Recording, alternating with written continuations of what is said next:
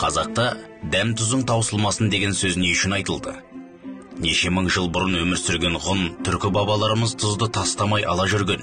Тіптен Шыңғыс ханның сардарлары мен сарбаздарының қалтасында тұз жүретіні аңыз болып айтылады. Ендеше тұздың не кереметі, қандай пайдасы бар? Шығыс халықтарында тұзды пайдалану, тұзды тамақ және шай ішу дәстүрі әлі күнге дейін сақталып келеді. Тұз адам денесіндегі сұйықтықты сақтайды, әрі тамақтағы түрлі микробтар мен бактерияларды жояды. Ең маңыздысы, тұзсыз суды үнемі ішкен адамның қуығының басындағы май кетіп қалады да белсіздікке шалдығады дейді Мақидолла Қинаятұлы ақсақал. Ақсақалдың айтуынша дәм тұзың таусылмасын деп айтылатын бата тілектің мағынасын дұрыс түсіну керек.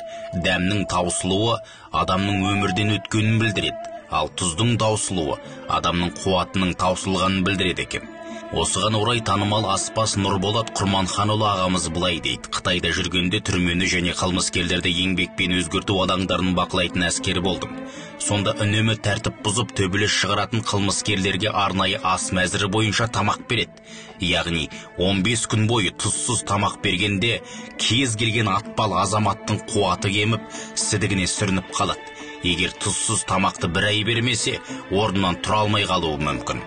Бұл айтылған әңгімелерге байланысты жоғары санатты дәрігер, шығыс медицинасын зерттеуші қазақ емшілігі көп томдығының авторы Қайрат Айдархан түсінік берді. Ол: тұз дегеніміз хлорлы натрий.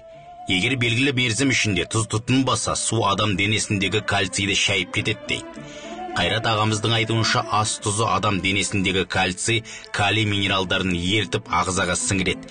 Егер үнемі тұзсыз су ішсе, аталған минералдар суға еріп денеден шығып кететіндіктен кальций азаяды, әрі қандағы гемоглобин төмендейді. Адам әлсіреп буыны құрайды.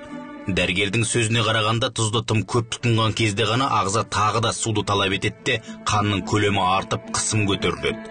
Сонымен бірге тұзды тым көп тұтынса, бүйректің қызметіне салмақ түсіреді. Ал адам денесіне тұз жиналу ұзақ уақыт қимыл жасамаудан, яғни терлемеуден тұздар жиылып қалады. Сондықтан үнемі жүгіріп, терлеп, артық заттарды тер арқылы шығарып тұру керек.